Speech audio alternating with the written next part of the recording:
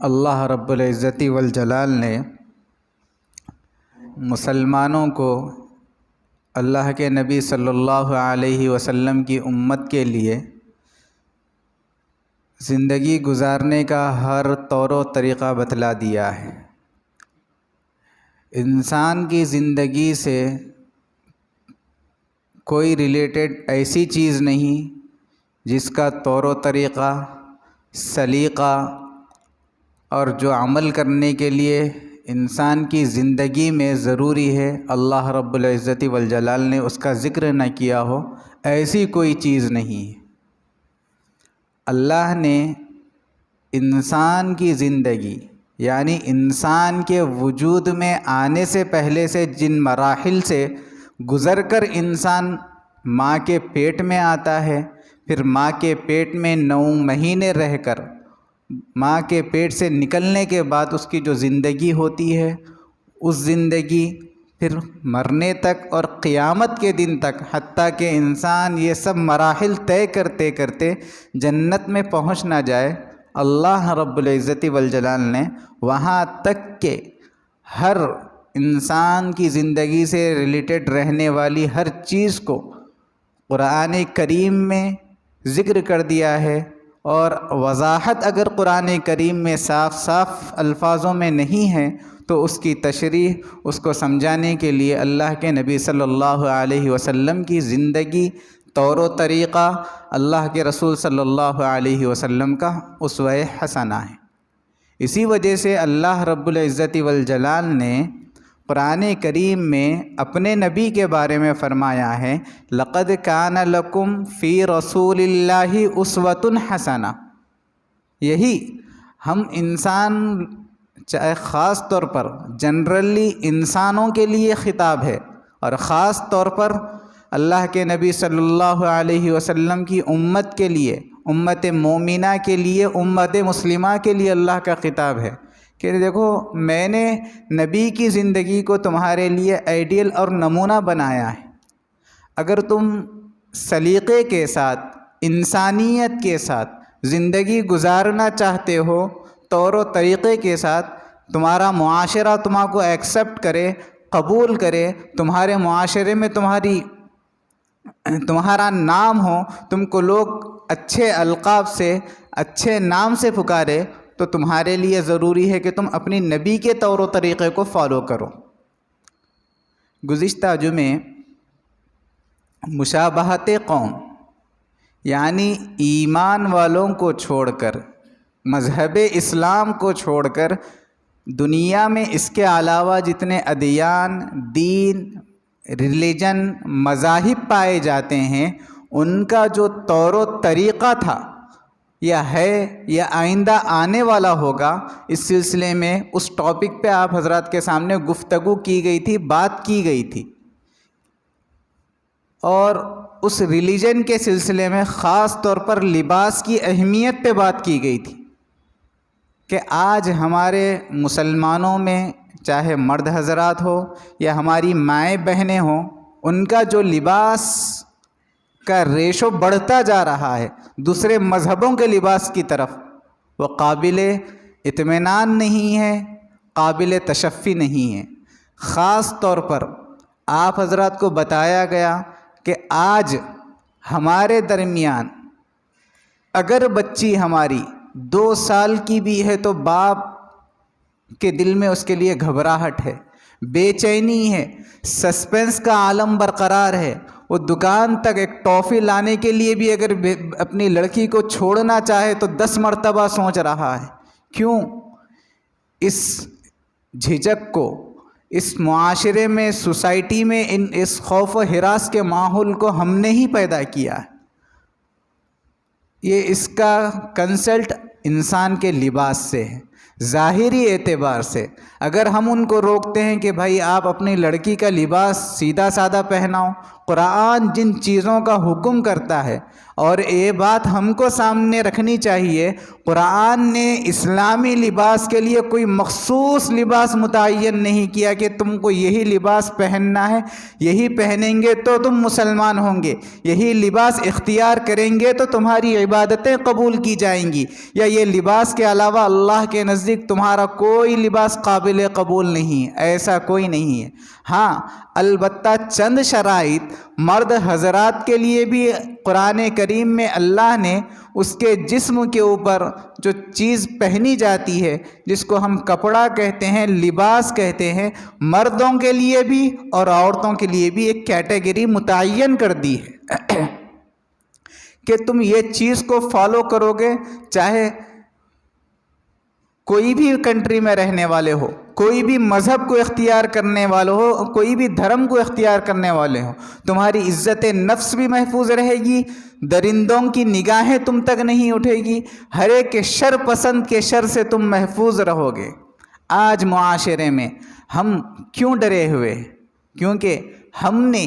ظاہری لباس کو اہمیت نہیں دی۔ یہ کہا جاتا ہے کہ مولوی صاحب ابھی تو 2-3 سال کی بچی ہے، ابھی 2-3 سال کا بچہ ہے، کون اس کو دیکھے گا، اس کے لباس کی کون سی اہمیت ہے، ابھی یہ تو میچور نہیں ہوا، ابھی یہ تو بالغ نہیں ہوئی، اگر ہم نے ایسے لباس کا اس کے لیے استعمال کر دیا تو کون سا برا کام کیا، ہم نے کون سے ایسی غلطی کر دی، کون سی ایسی قابل جرم معافی جس کی معافی نہ مل سکے ہم کو۔ آپ کی بات سے ایسا محسوس ہوتا ہے کہ ہم نے کوئی بہت بڑا دنیا کا گناہ کر دیا جس کی وجہ سے آپ ہم کو مجبور کر رہے ہیں۔ میرے عزیزوں، یہاں تک بات رکتی نہیں ہے۔ جب ہم اپنی اولاد کو، اپنے ماتحتوں کو، ہمارے انڈر میں جو لوگ پرورش پاتے ہیں، چاہے وہ ہمارے اہل و عیال ہو، ہماری فیملی ہو، ہمارے چھوٹے بھائی بہن ہو، اگر ہم نے ظاہری اعتبار سے بھی، جسمانی طور پر بھی ان کی دیکھ بھال، ریکھ رکھال نہیں کی ہم نے، تو اس کا خمیازہ خاص طور پر میرے عزیزو اس زمانے میں بھگتنا پڑ رہا ہے۔ قرآن کہتا ہے یا بنی آدم، اللہ نے یہاں پر کسی بھی ایک ریلیجن کو، قوم کو یا کوئی ایک مذہب کو اللہ نے مخاطب نہیں کیا، اللہ نے کائنات کے ہر انسان کو، اس میں مرد بھی شامل ہے، عورت بھی شامل ہے، سب کو مخاطب کر کے ارشاد فرمایا یا بنی آدم، اے ابن آدم، قد انزلنا علیکم، ہم نے تمہارے لیے اتارا ہے لباسا یواری سوآتکم،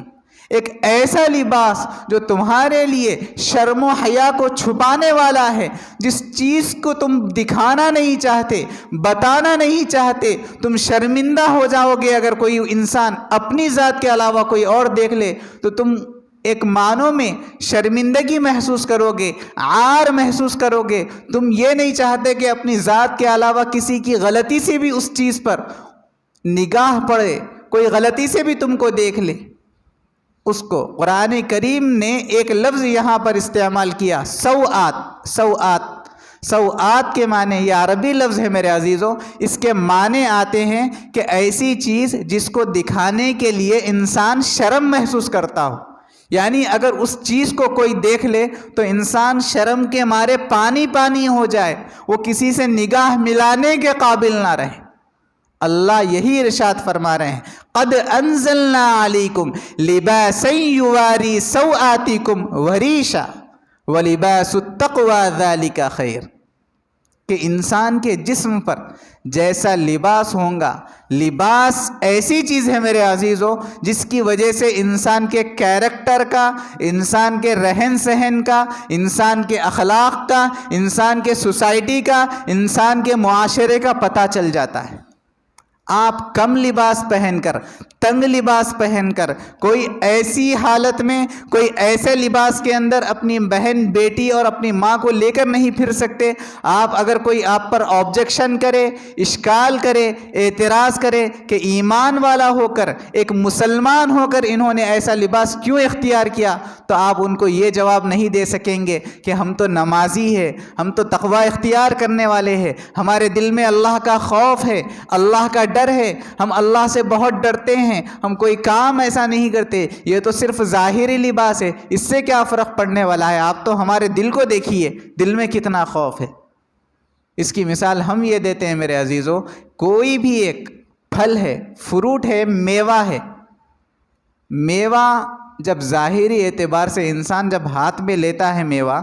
تو دیکھ کے پہچان لیتا ہے کہ یہ میوہ اچھا ہے یا خراب ہے۔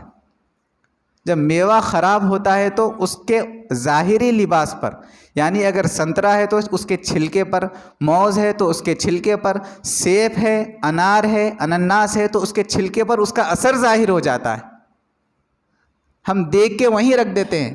آگے فروخت، میوہ فروش کہتا ہے کہ بھائی صرف تھوڑا سا دھبا لگ گیا ہے، اوپر سے پیڑ سے نیچے گرنے کی وجہ سے، اس پر مار لگنے کی وجہ سے خراب ہو گیا ہے۔ تو ایک بچہ بھی کہتا ہے تو کیا کہتا ہے؟ اگر ماں کہتی ہے کہ بیٹا کھا لے، تھوڑا سا خراب ہے، تو کہتا ہے کہ امی جی نہیں کھاؤں گا، کیوں؟ یہ خراب ہو چکا ہے۔ وہ کہتا ہے کہ اوپر سے ہی اتنا خراب ہے تو پھر اندر سے کیا عالم ہوگا اس کا؟ تو میں ایک مثال دیا تھا ایک لباس کی کہ ایک سنترا ہے، ایک انار ہے، حتیٰ کہ انگور چھوٹا ہوتا ہے، انسان اس کو چھلنے کی بھی ضرورت نہیں پڑتی، لیکن اس کے اوپر دھبا بھی دیکھتے ہیں تو کیا کہہ دیتے کہ اندر سے خراب ہے؟ کہتے ہیں یا نہیں کہتے؟ سب کہتے ہیں۔ ایک معصوم بچہ، 2 سال کا بچہ، ہوش و حواس کچھ نہیں ہے، اس کو اچھے برے کی تمیز نہیں ہے، وہ کچھ کہہ نہیں سکتا، کوئی پہچان نہیں سکتا کہ کون سی چیز اس کے لیے فائدہ مند ہو سکتی، کون سی چیز نقصان دہ ثابت ہو سکتی ہے۔ لیکن میرے عزیزو، جب یہ چیز کی، فروٹ میوے کی بات آتی ہے تو ظاہر پر دیکھ کے حکم لگا دیتے ہیں کہ ظاہر باہر سے ہی اتنا خراب ہے تو اندر سے کتنا خراب ہوگا۔ تو میرے عزیزو، اللہ رب العزت والجلال نے بھی کیٹیگری انسان کو سمجھنے کے لیے، اس کی تھنکنگ کے اعتبار سے، اس کے مائنڈ سیٹ کے اعتبار سے اللہ رب العزت والجلال نے کہہ دیا کہ تمہارا جو لباس ہے، ظاہری اعتبار سے تم جیسا لباس زیب تن کرو گے، اپنے جسم پر لٹکاؤ گے، پہنو گے، تو تمہارے اوپر وہی حکم لگے گا، تمہارے کیریکٹر کا، تمہارے اخلاق کا، تمہارے معاشرے کا، تمہارے سوسائٹی کا، اسی سے پتہ چل جائے گا۔